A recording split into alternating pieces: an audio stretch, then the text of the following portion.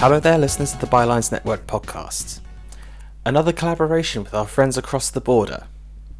This time, Ronnie speaks to a group called Empower, an advocacy group for inclusive ASN education in Scotland. Without further delay, I'll take you over to Ronnie. Erin's 16. Erin has hydrocephalus, so she's got a shunt in situ. That was acquired after getting meningitis at 10 days old. She's also diagnosed, it was last year, with autism, and she's got a formal diagnosis of post-traumatic stress disorder because of brain surgeries and things like that, because she had 3 revisions during COVID. She's had 4 in total. Obviously, that's quite stressful. Yeah. You can imagine for a wee one. So that's her diagnosis so far. And how long should be diagnosed, Joe? That would be just over a year. Jennifer, what about your wee one? So we've got Daniel. He'll be 6 in March. He was diagnosed autistic when he was about 3.5. So I think it was like October 2022 he was diagnosed. And you, Natalie? Yeah, so my boy is diagnosed autistic. He was diagnosed when he was 5 in November 2024. He's awaiting an ADHD diagnosis and he has a PDA profile. What's a PDA profile? Pathological demand avoidance. That's the not the correct way that autistic people like it said, but I always forget the whatever it is, desire for autonomy, the other one, but yeah, PDA. PDA.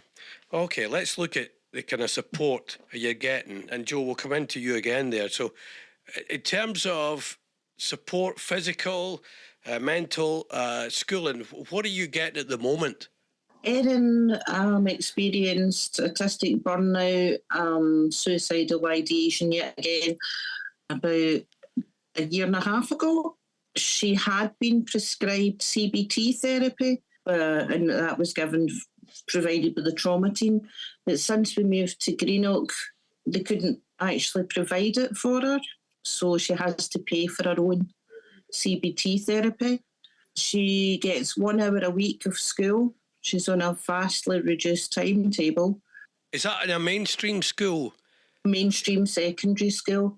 She does have a social worker who, for the last 2 years, tried to look for social support because Erin has no friends of her own age and they haven't been able to find anywhere. Right. She's went to groups, but it was children with more severe disabilities, so didn't suit. So she never lasted. So that's all we get. Right. Do you homeschool her? Well, that was not my plan.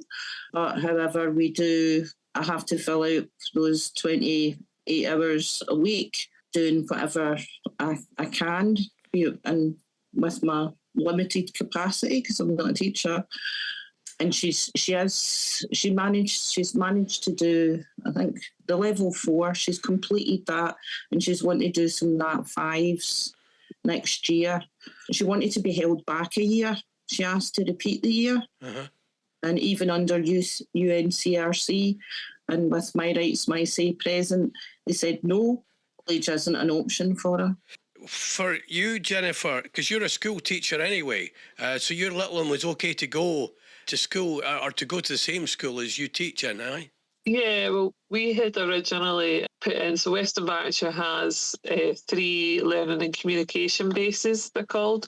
It's a bit like a supported learning unit within a school. It's a totally separate entity to the school that they're in. So we'd applied for those and it went to joint review panels, what it's called, where everybody's assessed. And there's one special education school in Western Bartonshire.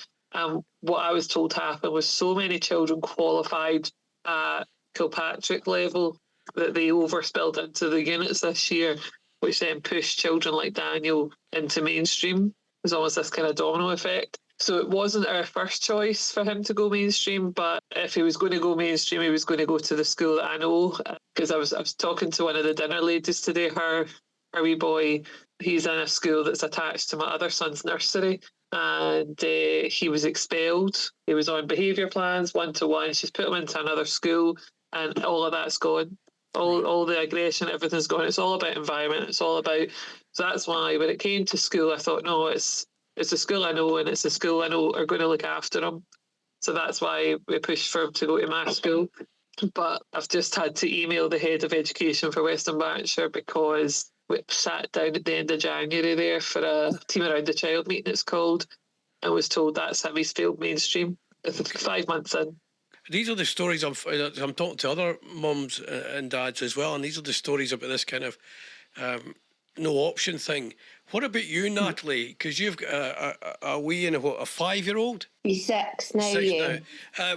What's the support is he getting? Well, he's been out of school over a year. I don't homeschool. He just can't go. And it took me a year, and I've got quite a big team around him that we go to meetings, and 3/4 of them have never met him. So really none. They all discuss him. They're all lovely people, but they've never met him. The only input he gets is he gets his height and weight done for his melatonin, and other than that, nobody comes near. They do offer an hour a week ILS, which is interrupted learning service, but he just went through burnout there as well, and it wasn't appropriate. And the girl that was coming out to do it hadn't been really she hadn't been at any of the meetings for a start, and been trying to do her own thing. It was all singing, all dancing, and that was never the plan. He's not at a place for that. So, I mean, I have involvement in the sense of what medication can we try? Let's do another CAMHS referral, but no, there's no support. Financially, are you getting any support? Is there any extra money coming in for that? Yeah, he gets child disability. Like I said, there's a lot of people that know who he is, and there's a lot of people that show up to meetings, and there's an inclusion officer, a QIO, social work disability team, social work carers team, an ed psych, never met him, OT, never met him, school deputy. There's a nurse from where he was diagnosed, the West Centre, she's coming to the next meeting. There's a continence nurse. But what everybody kind of does is pass from person to person. From the people I've been talking to, there's no real joined up. And of course, every case is an individual. You know, that's the bottom line. If there was one thing, Joe, in terms of support, would it be financial, or would it be perhaps a good school that recognises the conditions that yourselves and your children are in? For me, is everything's environmental. I mean, if it wasn't, then you wouldn't have additional support places, and, you know, like soft play sessions that are quieter, smaller sessions. So the private sector's ahead of the school sector. We believe, or I don't believe, we all believe, that there's in-betweeners who don't need a specialist provision. They can't function in mainstream school. Yeah. It's not the place for them. So they need to redesign something, smaller classrooms, more bespoke, all the stuff everybody knows, and just make it happen, because they're making children ill. Is that the case for you, Jennifer? Yeah, it feels like we've kind of lost Daniel in a way. Like, what is wrong with it? What is going on? This isn't our norm, because he's just absolutely scunnered by the end of the school day. It's just scunnered's the only word I can really think for it. We don't go out on a Saturday anymore because he just meltdown. It's just meltdown after meltdown, and fight after fight with his brother. But when I take him, it's like Joe's saying, he goes to a wee club on a Sunday morning, run by a mum. She's actually a learning assistant at one of these communication bases. Goes there, and it's a controlled environment. He looks after all the wee ones. He plays with the ones that are his age. He shares. I mean, it sounds like he was playing with Play-Doh one day, and someone came and went, "Oh, I wanted some," and he just literally halved his Play-Doh and went, "There you go." Oh, that's brilliant. That's a big step. You know, that's what he's capable of, and that's when we get really annoyed, because we're like, that's who he is, and that's what he's capable of in the right environment. So put him in the wrong environment. Yeah. And too busy juggling everything else. So when someone else comes over and asks for something, he just generally can't process it, and he lashes out at them. I know from my granddaughter Daisy, she is after school club, and she absolutely loves it. I think because she gets food, and that's a big thing for her as well. But if she doesn't go to it, it's only so. If she didn't get that chance to socialise, it's a big, because she doesn't really at the moment. She goes through a phase where she's having a few meltdowns, and we don't know, obviously, you know, with her autism, what's causing it. With Natalie, just with what Jennifer was saying there, you're saying your wee one is not getting any kind of socialising as well. I would imagine that's the support you would love to have. Yeah, he doesn't have any friends, but however, the other day somebody helped me out while I was doing the podcast, and brought her wee boy who also won't go to mainstream, and they'd never met before. And it gave him like a wee bit of self-esteem, it gave him a wee bit of a boost, because he knows that he should have friends and he wants friends, but it's not that easy to just put them in an environment with other children that don't understand. Like, for example, Roy Boyle say things like dollars and he's still in pull-ups and people will comment on it. Yeah. So, yeah, I think it would be good if, there is a lot of children that are out of school and their parents haven't chose to take them out and homeschool them. So I think, it's this kind of, you should be in school, and that's the kind of conditioned behaviour we've all got, but sadly these children aren't. And so what can they put in place while they're out of school to almost like a rehab, like rehabilitate them and get them, I don't know, like interacting and just socialising? Do you, it's an open question for anybody, do you have any sympathy for the education authorities, in this?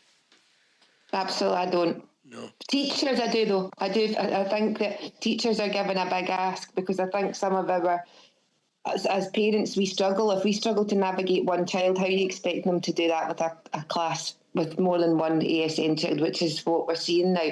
But when it comes to sort of the big decision makers and the local authorities, absolutely not. Jennifer?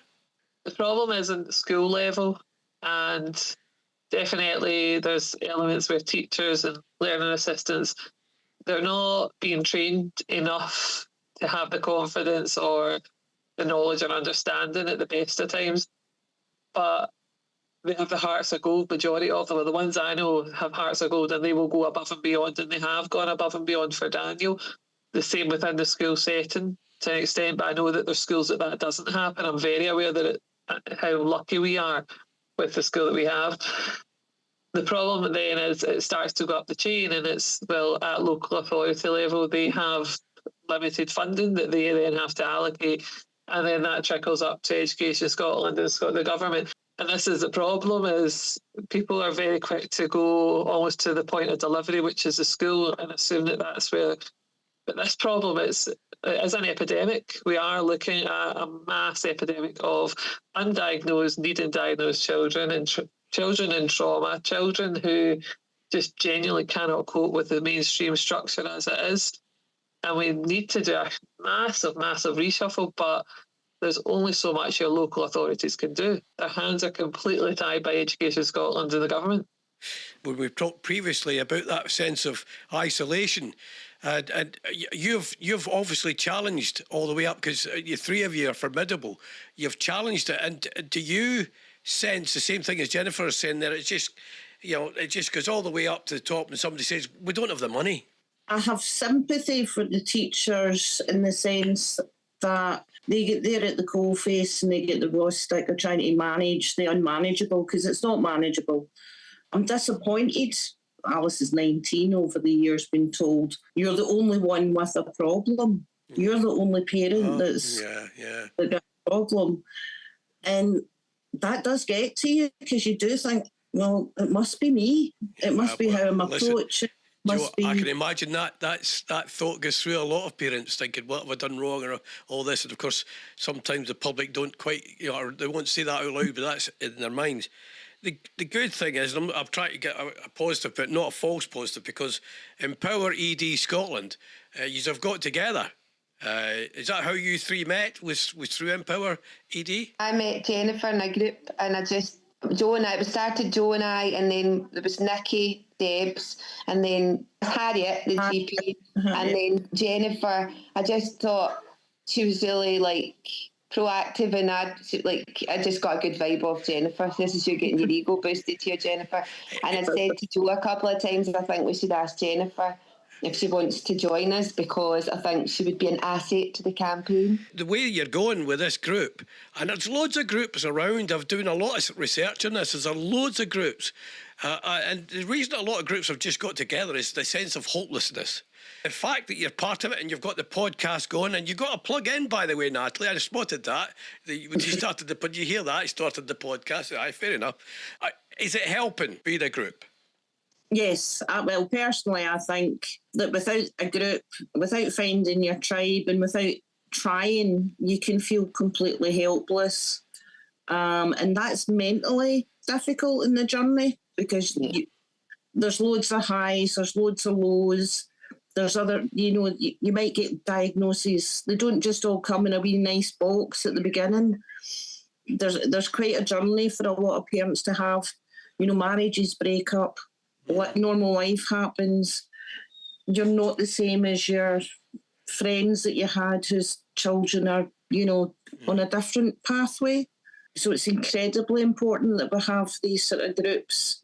But I think we're helping people as well, Jo, because there's people now, we don't claim to be experts on this, but we've kind of, between us all, can kind of piece together a decent letter, know the system. Everything we do is collective. And I feel like now people are kind of starting to feel confident enough to reach out. They're coming, we have parent-led Zooms monthly.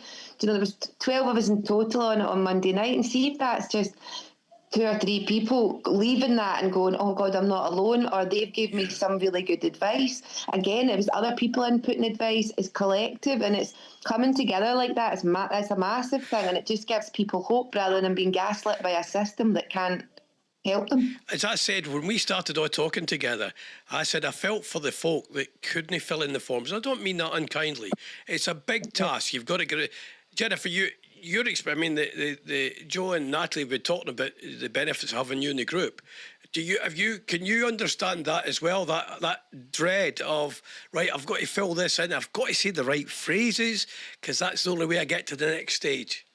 Definitely. I mean, the advice we were given when we filled out, because we get child disability payment for Daniel, was to imagine that it's his very worst day, and to sit and think about your child in that really negative headspace for the sake of these forms. That it's traumatic in itself, and it makes you go through things, and it makes you so, there's a lot of things you might glaze over, but there's a lot that you then have to not ignore, and you have to really shine a light on. And it's so, I struggled with the whole diagnosis process myself.